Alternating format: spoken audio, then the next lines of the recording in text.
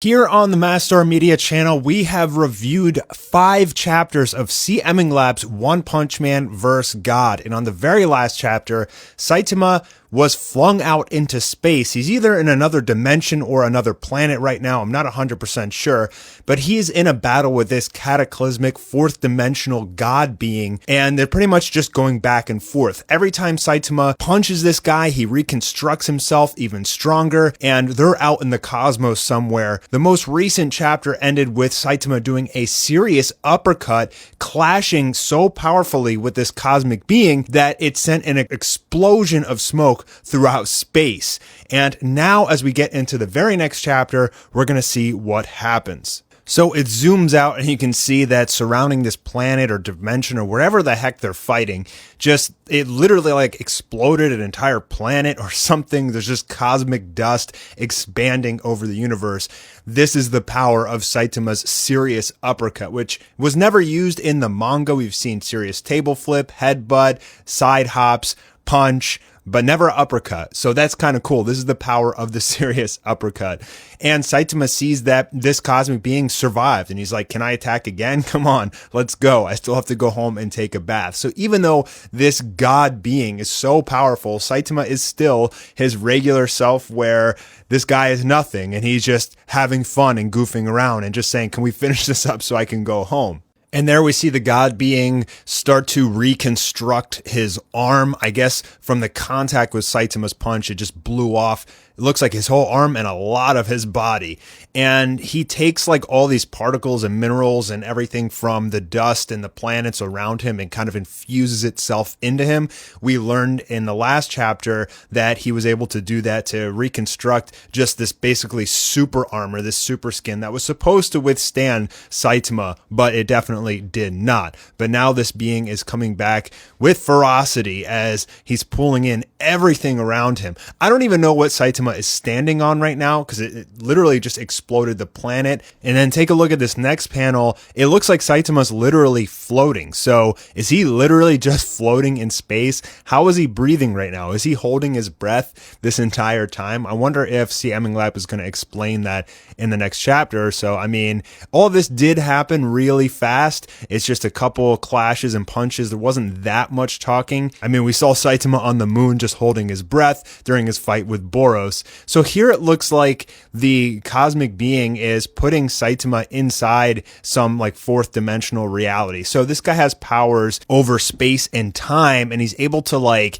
put Saitama in these kind of alternate dimensions, sort of these like cosmic dimensions or something. And you can see here he's reaching towards Saitama and then he's going to start doing something interesting to Saitama. And Saitama doesn't really understand what's going on. Like, what is all this stuff happening around me? And interestingly, something strange starts to happen to his body. So I don't know if there's like smoke coming off him or some kind of radiation or something, but this guy being who has various different powers, like mind control and all sorts of, like he's pretty much a god.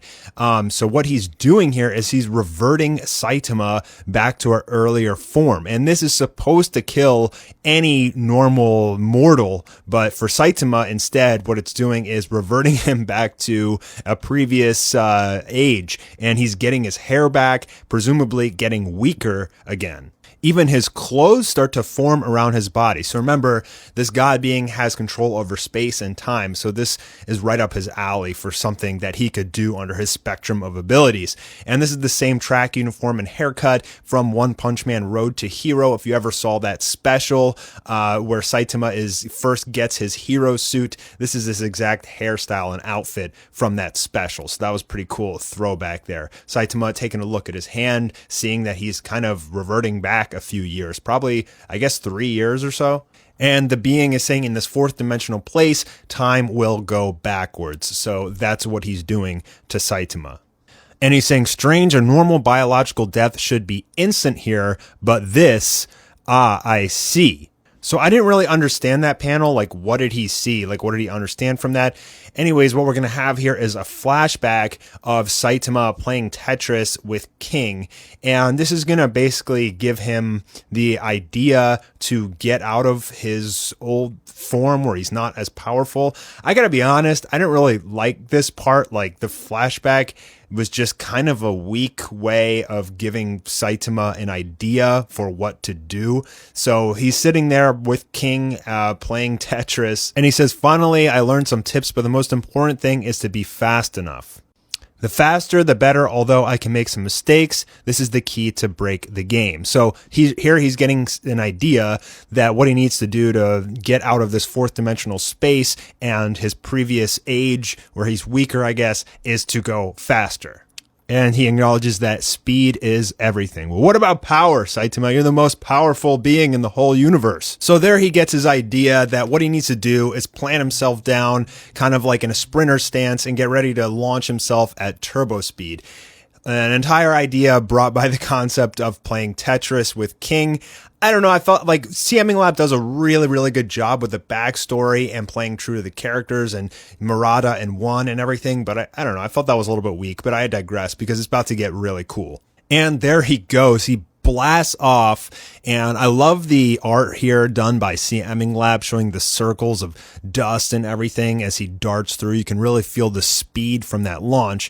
And what CMing Lab's going to do here, I love this about his art and his storyboarding, is the way that he emphasizes and shows speed. He's not afraid to use multiple panels in succession just to really give the viewer that feeling of speed. And as you see here, as he's darting through this fourth dimension, all of these blocks, whatever the heck they are, just erase in an instant. And what it says here is that Saitama has passed light speed. In an instant, Saitama exceeded the speed of light and broke through time and space. Now, CMing Lab, when I talked to him on Twitter, he said that he wanted to incorporate the science behind the universe and the cosmos and things like that. And one of the aspects of the speed of light is that apparently, from what I understand from physics teachers and professors, is that if you were able to travel faster than the speed of light and catch a ray of light way out there in the distance, you'd essentially be able to look back in time. Like if a ray of light shot out from Earth and you caught up to it,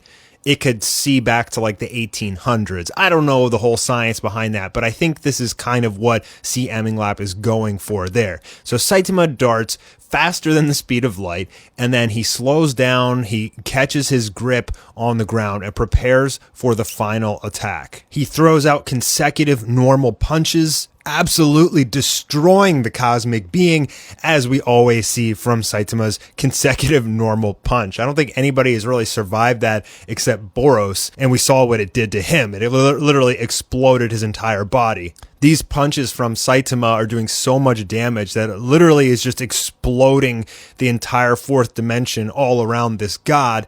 And then he says, good, as long as your fist is slow for an attosecond, I can do self-healing in the corner of the universe. So kind of similar to Boros in that sense that even if like a speck of him remains, he can just rebuild himself. And as he's talking, just like all the villains do in One Punch Man, pumping themselves up, Saitama just says, shut up, it's over. And that's when he throws a death punch. Then right here, CMing Lab gives us just this awesome panel, man. I love the artistic design of this image. Great use of shadows. The way he does the eyes and everything makes Saitama look so powerful.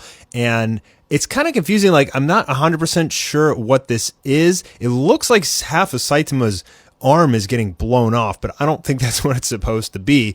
I think it's just that the punch is rocketing out so fast and so strong you can't even really see his arm. The destruction from that death punch just shatters the entire universe, it looks like, and in that cosmic dust that's left over, we see Saitama clenching his fist.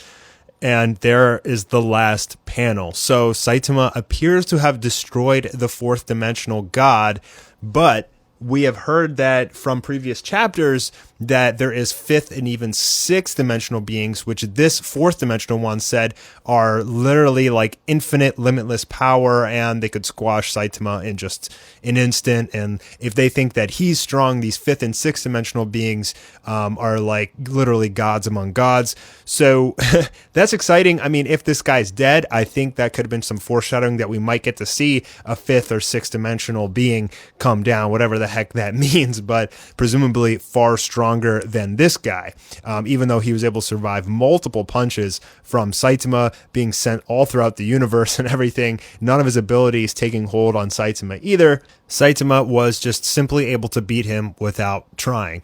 I mean, from the beginning of this panel, he's like, are we done here? Can I go home yet? So maybe this 5th or 6th dimensional god will come in the next chapter. Right here, it says to be continued. So I'm assuming he wants to continue the series, which is awesome because fans love this. And maybe we'll actually get to see Saitama face a challenge. Now, CMing Lab makes Saitama like universe busting level, which a lot of people speculate that he is, at least planet buster. From these chapters, I mean, he's flying pretty much throughout the universe, exploding galaxies and stuff with these punches. So it's fun. It's entertaining. I love the art. CMing Lap is a true hero for doing these and giving these out to us for free. I'll put his Twitter in the description if you guys want to go show him some love. Thank you guys for checking out the video, and I'll talk to you soon with another video. Owarida!